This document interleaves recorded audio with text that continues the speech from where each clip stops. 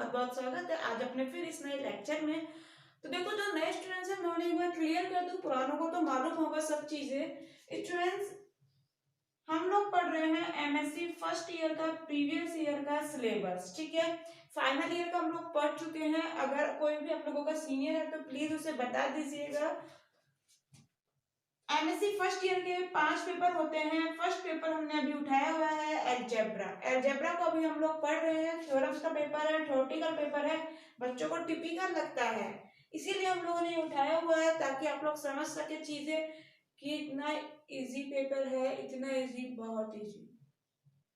यदि आप हम लोगों के साथ पढ़ रहे हो ना, पुराने स्टूडेंट्स के साथ, मेरे साथ यदि आप लोग पढ़ रहे हो तो आप लोगों को कैसे भी टिपिकल नहीं लगे पेपर, ठीक है। इतना इजीली हम लोग पढ़ रहे हैं चीजों को, स्टूडेंट्स नहीं लग सकता टिपिकल।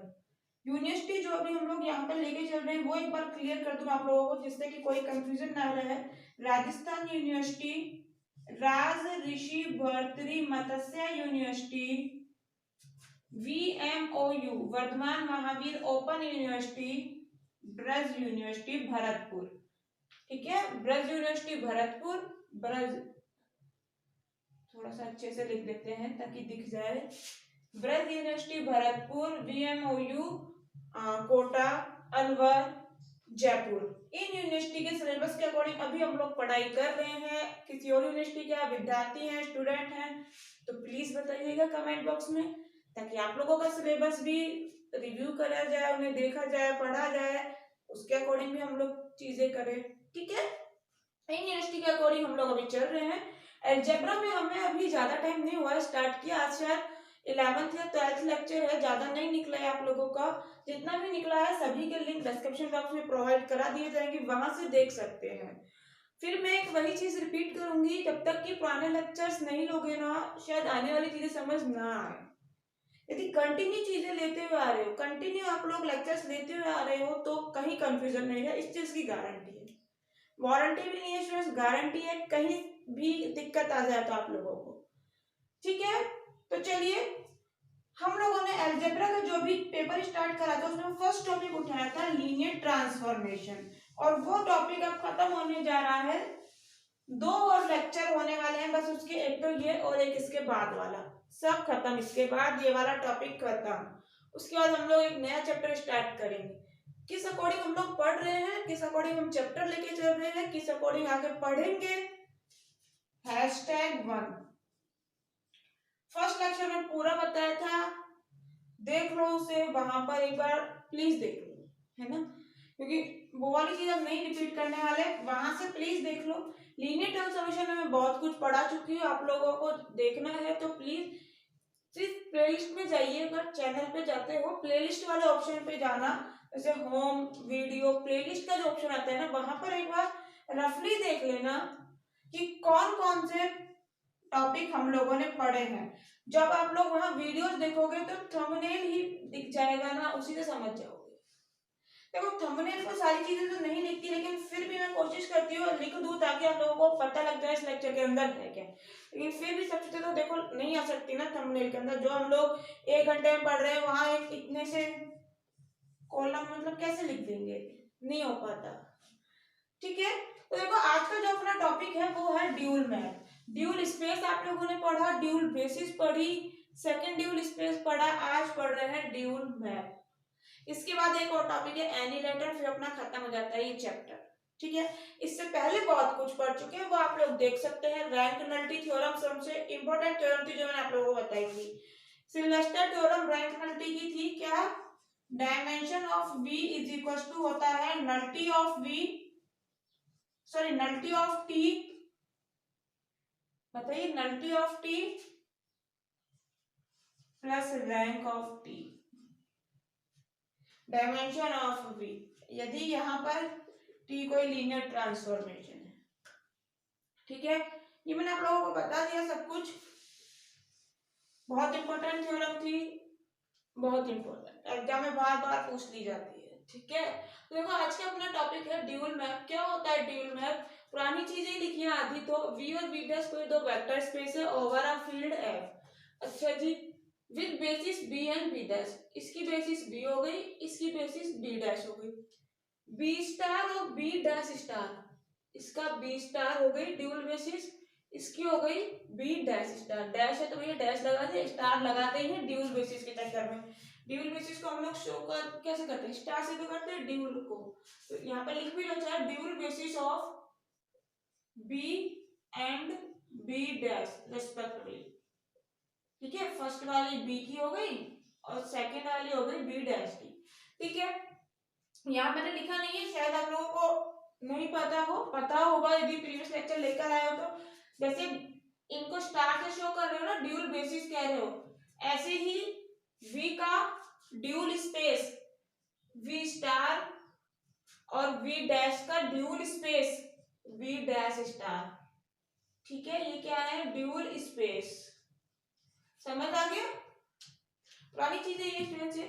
अब देखो मैंने कहा T एक लीनियर ट्रांसफॉर्मेशन है, T एक लीनियर ट्रांसफॉर्मेशन है V से V डैश में। ठीक है, लीनियर मैप पे एक लीनियर ट्रांसफॉर्मेशन है। तब देन एक मैपिंग मैंने डिफाइन करी T स्टार। इस T स्टार को ड्यूल मैप कहेंगे, कब कहेंगे एक बार से समझ लो। एक मैपिंग तुमने डिफाइन करी T स्टार, कहा V डैश स्टार से V स्टार में, V डैश स्टार से V स्टार में। ठीक है, किस तरह से ये एक बार समझ लेना।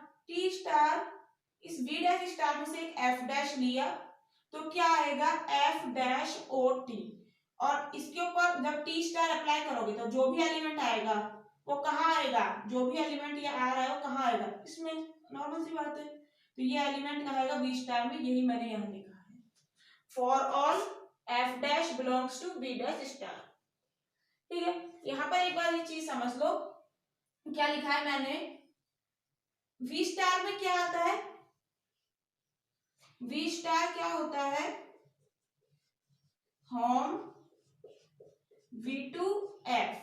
ठीक है, यानी कि वो लीनियर ट्रांसफॉर्मेशन, वो लीनियर फंक्शनल मैंने आप लोगों को बताया ना, linear transformation, linear functional, linear operator, इसमें तीनों चीजें बता चुकी हूँ क्या होती है क्या नहीं। फर्स्ट लेक्चर में, सेकंड लेक्चर में आप लोग प्लीज उन्हें एक बार देखिए।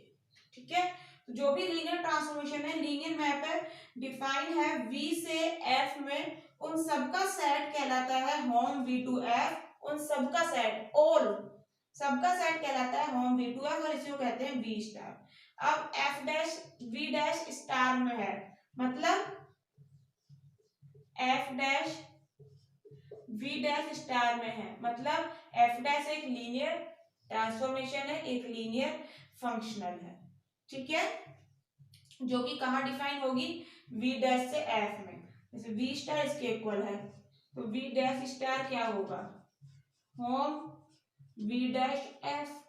ठीक है, और ये F डैश इसमें आ रहा है, मतलब F डैश इसमें आ रहा है, और F डैश इसमें आ रहा है, मतलब F डैश एक लीनियर ट्रांसफॉर्मेशन है, जो कि कहाँ डिफाइन है, V डैश से F में। ठीक है, यार समझ आया ये क्या लिखा है।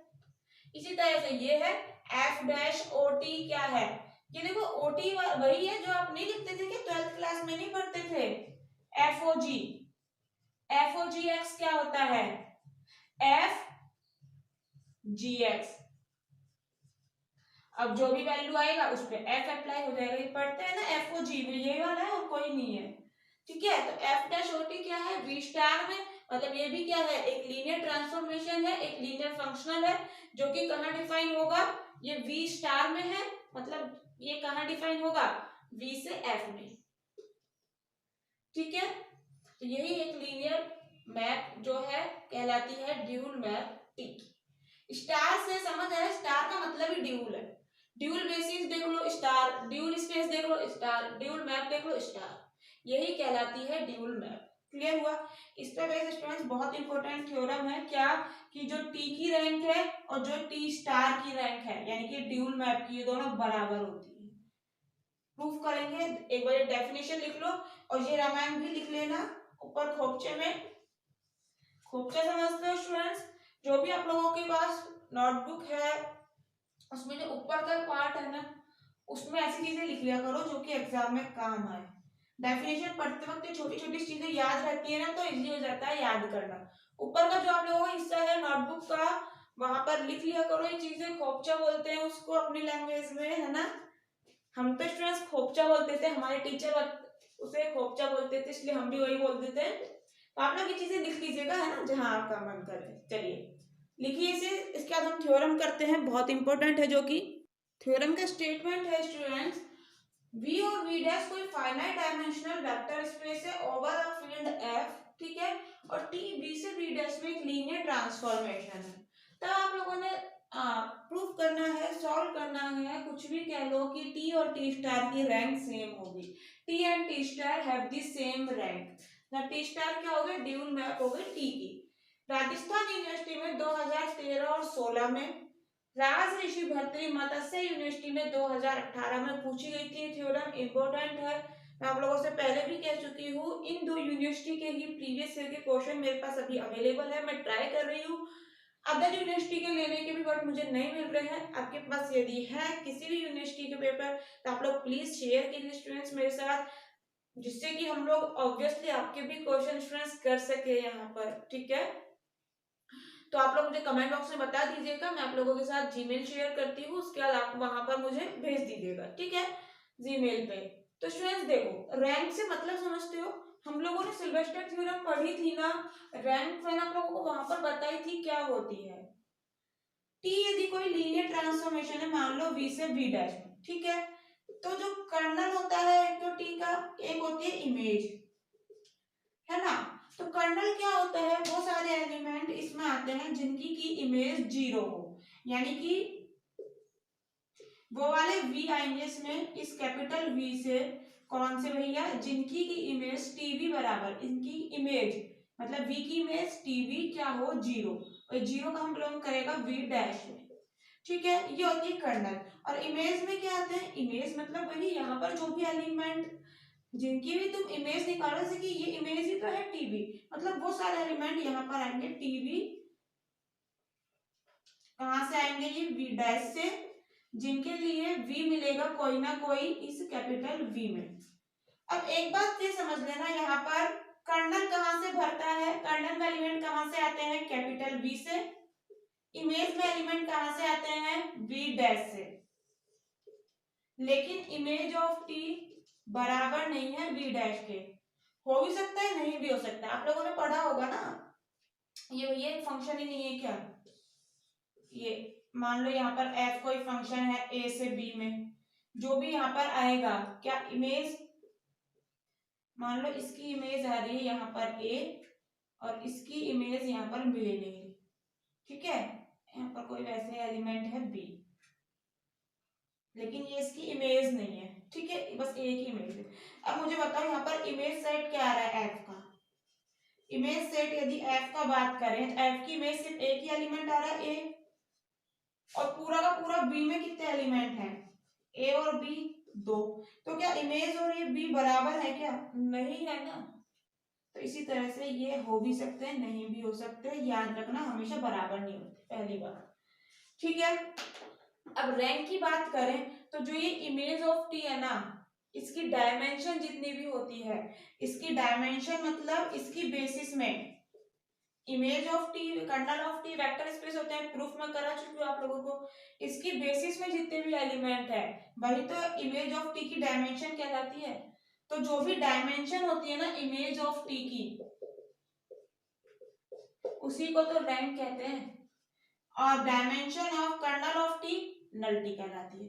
तो रैंक से मतलब समझ आ गया, इमेज ऑफ टी में कौन से एलिमेंट आते हैं, इसमें से, इसमें से। अब मैं बात करूंगी यहाँ पर, तो ये ध्यान रखना, इमेज ऑफ टी और वी डैश कभी बराबर नहीं होते। आप लोग यदि डायमेंशन में पूछूं इमेज ऑफ टी की, तो माइंड में कभी भी ये मत लाना डायमेंशन ऑफ वी डैश, इसलिए मैंने आप लोगों को ये वाली रामायण यहाँ पर बताई, ठीक है। यहाँ पर आप लोगों को ये वाली दिमाग में रखनी है, वी डैश की डायमेंशन नहीं, इमेज ऑफ टी की डायमेंशन रैंक होती है, समझ आया। इमेज ऑफ टी मिलेगा कहाँ, बिल्कुल वी डैश में मिलेगा भैया, इमेज ऑफ टी में वी डैश से एलिमेंट आते हैं, image of T V dash में ही मिलेगा, ठीक है। अब देखो इसका मैं यहाँ पर कैसे यूज करूंगी, कैसे प्रूफ करती हूँ, ध्यान से देखिएगा। रैंक आप लोगों को लिखना हो तो लिख लेना, मैंने रफ कर दिया। रैंक क्या होता है, dimension of image of T, ठीक है। मैं आप लोगों को प्रूफ लिखती हूँ स्टूडेंट्स, फिर आप लोग समझते हैं, क्योंकि ऐसे तो टाइम लगता है, ऐसा करते हैं इसे रफ कर देती हूँ, है ना, ये आप लोग लिख लीजिएगा कब कब आई हुई है, फिर मैं आप लोगों को प्रूफ करती हूँ। देखिएगा कितना इजी प्रूफ है, एग्जाम में आ जाए तो कैसे भी नहीं छूटने वाला। देखिए स्टूडेंट्स, प्रूफ हम लोगों ने स्टार्ट करा है। उसके लिए माना v और v डैश आप लोगों को फाइनाइट डायमेंशन के दिए थे, तो मैंने मान लिया डायमेंशन ऑफ v n है और dimension of v dash m है। ठीक है, t और t स्टार की रैंक आप लोगों ने सेम प्रूफ करनी है, बराबर प्रूफ करनी है, तो उसके लिए मानना तो पड़ेगा किसी ना किसी एक की रैंक। तो मैंने मान लिया रैंक ऑफ t r है। ठीक है, इसके बाद मैंने एक थ्योरम अप्लाई करी स्टूडेंट्स। यहाँ पर एक थ्योरम का स्टेटमेंट लिखा है, एक रिजल्ट लिखा है। ये जहां मैंने आप लोगों को सिल्वेस्टर थ्योरम पढ़ाई थी ना, प्रूफ कराया था, उसके बाद ही कॉरोलरी आती है। ठीक है, उसके बाद ही एक रिजल्ट आता है, वो मैंने आप लोगों को प्रूफ नहीं कराया था। मैं बोल रही हूँ क्योंकि देखो मैंने आप लोगों से पहले भी कहा है, आप लोगों के सिलेबस में बुक में 300-400 थ्योरम है, हम सारी प्रूफ नहीं कर रहे हैं, है ना। जो जो इम्पोर्टेंट है, जो जो एग्जाम के पॉइंट ऑफ व्यू से अभी इस वक्त मार्च में पढ़नी चाहिए, वो हम लोग पढ़ रहे हैं। थ्योरम पढ़ने को बहुत सारी हैं, बहुत सारे रिजल्ट हैं, सभी के प्रूफ करा दूं, मुझे कोई दिक्कत नहीं है स्टूडेंट्स, लेकिन एग्जाम में हमें नंबर भी तो लाने हैं। ये कोई ना सिर्फ नॉलेज गेन ही करते चलिए, उसको कुछ यूज भी तो करना है। तो इसीलिए स्टूडेंट्स मैंने यहाँ पर इसका प्रूफ नहीं कराया। तो जो मैंने यहाँ आप लोगों को लिखी है, आप लोग एक बार पढ़ लीजिए क्या है रिजल्ट। देखिए, यदि रैंक ऑफ टी आर है और वी डैश की डायमेंशन एन और एम है, तब यहाँ पर कुछ बेसिस एग्जिस्ट करेंगी। There exist basis B and B dash. ये वी की हो गई और ये वी डैश की हो गई बेसिस। ठीक है, बेसिस में कितने एलिमेंट होंगे, इसकी एन और इसकी एम, क्योंकि इनकी डायमेंशन एन और एम है। ठीक है, तो b1 b2 bn, बी के मान लिए मैंने एलिमेंट, और बी डैश के मान लिए b1 dash b2 dash bm dash. ठीक है, ये बेसिस हो गई v और v डैश की। सच दैट इस तरह से टी बी आई का वैल्यू बी आई डैश आएगा कब, जब i का वैल्यू 1 से लेकर r तक होगा। r यहाँ पर ये वाला r है। ठीक है, जो मैं यहाँ r लिख रही हूँ ना, ये इससे बिल्कुल मैच नहीं कर रहा है, ये वैसे ही I J K L M N O P Q, सिर्फ नोटेशन के लिए r है। इसमें और इनमें बिल्कुल कंफ्यूज मत हो। ठीक है, इसलिए मैंने इनको गोले में रख दिया, राउंड में रख दिया। तो यहाँ पर स्टूडेंट्स ये थ्योरम है, एक रिजल्ट है। यदि रैंक ऑफ टी आर है और टी क्या है, एक लीनियर ट्रांसफॉर्मेशन है वी से वी डैश में। ये अंडरस्टूड है स्टूडेंट्स। यहाँ पर मैंने आप लोगों को बता दिया है स्टार्टिंग से ही कि जो हम लोग यहाँ पर ले रहे हैं वी वी डैश, अपन ऐसे बात कर रहे हैं ना, तो थ्योरम में देते बहुत अच्छी बात है, नहीं दे तो भी समझ जाना यहाँ पर टी लीनियर ट्रांसफॉर्मेशन है वी से वी डैश में। ठीक है, तब टी बी आई का वैल्यू बी आई डैश होगा यदि आई का वैल्यू 1 से लेकर आर तक चले, जितना इसकी रैंक है, और इसकी वैल्यू 0 होगी कब, यदि आई का वैल्यू r+1 r+2 कहां तक, n तक चलता रहे। ठीक है, आई का वैल्यू कहां पर वेरी करेगा, देखो टी लीनियर ट्रांसफॉर्मेशन है v से v डैश में। v का मतलब v के जो भी एलिमेंट आप ले रहे हो इसमें से, बेसिस में कहां से आते हैं एलिमेंट, इस v में से। तो बेसिस के मैंने एलिमेंट उठाया, यानी कि यहाँ का उठाया टी बी आई, कहाँ आएगा, v डैश में। ठीक है, इमेज ऑफ t में, तो वो कहाँ पर image of t v dash में आएंगे। तो ये वाला एलिमेंट कहाँ, समझ आएगा, i का वैल्यू 1 से लेकर n तक, और जो यहाँ पर आप लोग लिख रहे हो 1 से लेकर m तक है। ठीक है, उसका वैल्यू 0 होगा कब, i का वैल्यू r+1 r+2 n तक ले लो। रैंक ऑफ टी आर समझ आया, मैंने हम लोगों को पहले ही बताया, इमेज से मतलब है इमेज ऑफ टी की जितनी डायमेंशन होगी, उसमें जितने एलिमेंट आ रहे हैं उसकी बेसिस में, वही रैंक होती है। ठीक है, इसके बाद स्टूडेंट्स मैंने माना बी स्टार और बी डैश स्टार दो बेसिस हैं। ठीक है, ड्यूल बेसिस है बी और बी डैश की। ये तो पुराना ही है, ड्यूल बेसिस क्या है हम लोगों को पहले पढ़ाए हुए हैं। बेसिस में, ड्यूल बेसिस में क्या आते हैं, फंक्शनल आते हैं, इसीलिए मैंने एफ से शो कर रहे हैं, लीनियर फंक्शनल, लीनियर ट्रांसफॉर्मेशन। ठीक है, F1 F2 Fn और बी डैश स्टार मैंने मान लिया F1 dash F2 dash Fm dash. ठीक है, यहाँ फिर मैंने थ्योरम यूज करी जिसका की प्रूफ मैंने कराया है। ये प्रूफ मैंने कराया है ड्यूल बेसिस वाला, कि अगर ये ड्यूल बेसिस एग्जिस्ट कर रही है तो इनकी आप ये डेफिनेशन होती है F I B J del I J आएगा, जहाँ del I J Kronecker delta है जिसका वैल्यू 1 होता है यदि आई और जे बराबर हो, इसका वैल्यू 0 होता है यदि आई और जे बराबर ना हो। ठीक, F I B J del I J होगा, आई जे का वैल्यू कहाँ वेरी करेगा, 1 से लेकर n तक। जे का वैल्यू कहाँ वेरी करेगा, 1 से लेकर n तक। अरे आप ये देखो, b कहाँ है, ये रहा, और b डैश कहाँ है, ये रही। बस इतना ध्यान रखना और कंफ्यूज नहीं होना है। तो j का वैल्यू b के लिए मतलब 1 से लेकर n तक, j का वैल्यू 1 से लेकर n तक। f i मतलब f मतलब ये f1 f2 fn, तो i का मतलब 1 से लेकर n तक। समझ आया? इसी तरह से भैया इसकी बात करें तो आई जे मैंने काम में ले ली, तो आर एस ले ली कोई दो, बिल्कुल इसी की तरह यहाँ एफ की जगह एफ डैश है तो डैश लगा दिया, बी की जगह यहाँ अपने बी डैश चल रहे हैं, इनके लिए डैश लगा दिया। बिल्कुल सिंपल सा, और कुछ भी नहीं है, आप लोग देख लीजिए। बी डैश की बेसिस मानिए ना ड्यूल, तो उसके लिए डैश वाली बात चल रही है, डैश लगा दी। सिंपल सा डेल्टा आएगा, ये जो नीचे के आते हैं ना वही लिख देना। तो आर और एस यहाँ कहाँ जाएंगे, 1 से लेकर एम तक। क्यों, ये एम तक जा रहे हैं और ये भी एम तक जा रहे हैं। ठीक है, आगे चलो। अब मैंने कहा टी स्टार, अभी डेफिनेशन ड्यूल मैप की जो लिखी थी वही लिखी है। वी डैश स्टार से वी स्टार में एक लीनियर ट्रांसफॉर्मेशन डिफाइन करा है, जो कि एक ड्यूल मैप होता है। किस तरह से, डेफिनेशन ही लिखी है, टी स्टार एफ डैश बराबर एफ डैश ओ टी। ठीक है, जहां एफ डैश कहां बिलोंग करता है आप लोगों को, वी डैश स्टार में।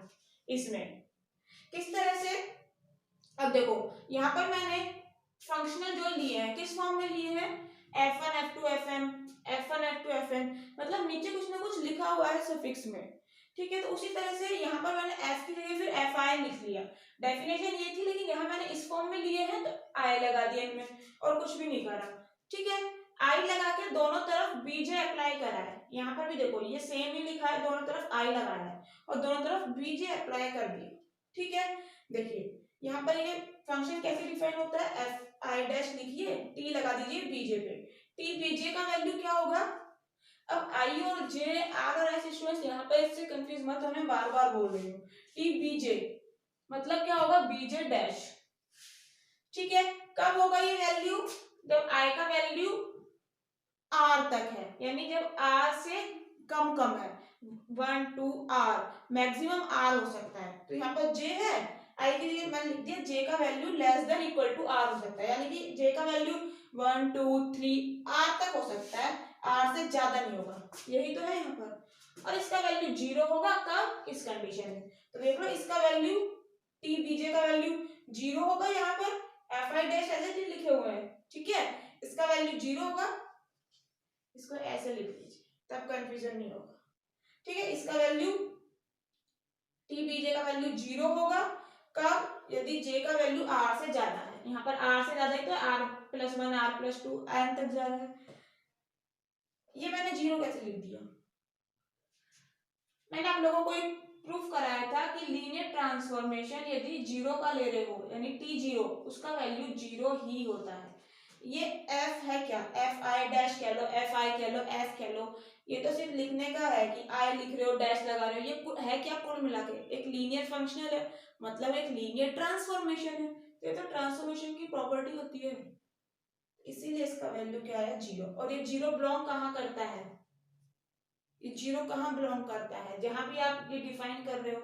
अब आप लोगों ने देखो ये कहाँ डिफाइन करा है, एफ आई डैश, मैंने अभी आप लोगों को पूरा बताया था स्टूडेंट्स। अब ये पुरानी बातें हैं, ये पता है, खुद सोचोगे ना आप लोगों को क्लियर हो जाएगी, छोटी मोटी चीजें हैं। एफ आई डैश ये कहाँ है, ये लीनियर फंक्शनल है। कि अब देखो ये डिफाइन कहाँ होंगे, आप लोग प्लीज अब खुद देखिए, सब मेरे को पढ़ाने में बिल्कुल मजा नहीं आ रहा है, सारी चीजें कहाँ डिफाइन होंगी ये बताने में। आप लोगों को पता है ना लीनियर फंक्शनल है, कहाँ से उठा रहे हो, ये आप लोग अब देखो खुद सोच लीजिए। ठीक है, फिर भी दिक्कत है ना तो मुझे एक बार कमेंट बॉक्स में बता दीजिएगा, ओके, क्योंकि बहुत छोटी छोटी चीजें हैं ये वाली, ये आप लोगों को ध्यान रखना। बस वैल्यू ये तो मैं आप लोगों को कराया हुआ है ना, कैसे आता है लीनियर ट्रांसफॉर्मेशन का वैल्यू। ठीक है, 0 की जो भी आप डिफाइन कर रहे हो लीनियर ट्रांसफॉर्मेशन, उसकी इमेज भी 0 ही आती है। ठीक है, तो ये 0 आ गया, ये कहा है एफ में। स्टार्टिंग में मैंने लिखा था ना फील्ड एफ वाला, तो जे का वैल्यू जो ग्रेटर देन आर है। अच्छा जी, अब ध्यान से देखना, T star F I dash B J as it is लिखा is equal to F I dash B J dash, बस यहाँ पर डैश डैश वाला ही तो है, और आर एस की जगह आई जे होगा। इससे क्यों कंफ्यूज हो रहे हैं, बार बार कह रही हूँ, ये तो प्रॉपर्टी होती है ना, ये वाले अपने सिंपल से पढ़ रखी है। एफ आई बीजे होता क्या है, डेल आई, यानी कि जो नीचे वाले हैं वो एज इट इज लिख देते हैं। तो अपन इसकी जगह क्या लिख सकते हैं, यहां से समझ नहीं आ रहा तो नीचे वाला देख लो, डैश वाला भी लिख रखा है इसी चक्कर में, डेल आर एच, तो यहां से क्या आ जाएगा डेल आई जे। ठीक है, जब जे का value less than equal to R है, यहाँ पर आई भी आ जाए, I J less than equal to R, और इसका वैल्यू जीरो होगा कब, जब आर से बड़ा है तो जीरो हो गया, अदरवाइज मतलब यही, इसके अलावा जो भी वैल्यू है तो इसके अलावा क्या है, आर से बड़ी ही है। ठीक है, अब यहाँ पर देखो T star F I dash B J is equal to, अब डेल आई जी के लिए मैंने ये वाला ले लिया, एक्चुअली कर क्या रही हूँ मैं भैया, मुझे रैंक बराबर करने ने, इसलिए मैं सोच रही हूँ इस तरह से करूँ कि यहाँ पर ये वाली ही डेफिनेशन रिपीट बना रही हूँ और कुछ भी नहीं करा। समझने में आपको मुझे लग रहा है ऐसा कि टाइम लग रहा होगा, कुछ ऐसा खिचड़ी पक गई होगी दिमाग में, एक बार समझ लो, खुद पढ़ोगे ना आराम से क्लियर होगी सारी चीजें। ठीक है, अब डेल आई जी के मैंने ये वाला वैल्यू पुट कर लिया, एफ आई बी जे, ये सेम ही चल रहा है अपने पास, और ये देखो यहाँ पर जो यहाँ पर वैल्यूज आ रही है वो सारी क्या आ रही है, एक मैपिंग आ रही है। यहाँ पर तो देखो टी बी है, सीधा सा एक वेक्टर आएगा तो मैंने जीरो लिख लिया, लेकिन यहाँ पर जो आप लोग ये डिफाइन कर रहे हो ये है क्या, F dash O T V star में बिलोंग कर रहा है, और वी स्टार में क्या है, लीनियर फंक्शनल यानी कि मैपिंग आ रही है, इसलिए मैंने इस जीरो को मैपिंग की फॉर्म में लिख लिया। एक जीरो कैप लिखा है ना, ये जीरो मैप लिखा है, और जीरो मैप किसी भी एलिमेंट पे लगाओ, मैंने यहाँ बीजे पे लगाया तो वैल्यू जीरो ही आ जाती है। ठीक है, तो इसको आप लोग लिख सकते हो जीरो मैप बीजे। ये मैं लिख क्यों रही हूँ, बस ऐसे लिख रही हूँ, मैंने बोला ना सेम डेफिनेशन बनाना चाह रही हूँ, बीजे बीजे बीजे तीनों तरफ से हटाओ तब बस क्या बच जाएगा, T star F I dash B J हट गया इज इक्वल टू यहाँ से एफ आई और यहाँ से ये जीरो कैप यानी कि जीरो मैप, वैल्यू वही है, आई जे का वैल्यू आर तक जा रहा है, आर या फिर आर से कम, तो 1 2 से लेकर आर तक चला गया। ठीक है, जे तो हट गया ना, बीजे आई का वैल्यू लिख दिया मैंने, और ये जीरो मैप चल ही रहा है जब आई का वैल्यू आर से बड़ा है, अदरवाइज मतलब आर से बड़ा है, R plus one R plus two कहाँ तक, एम तक जा रहा है, याद आप लोगों के पास जीरो का है।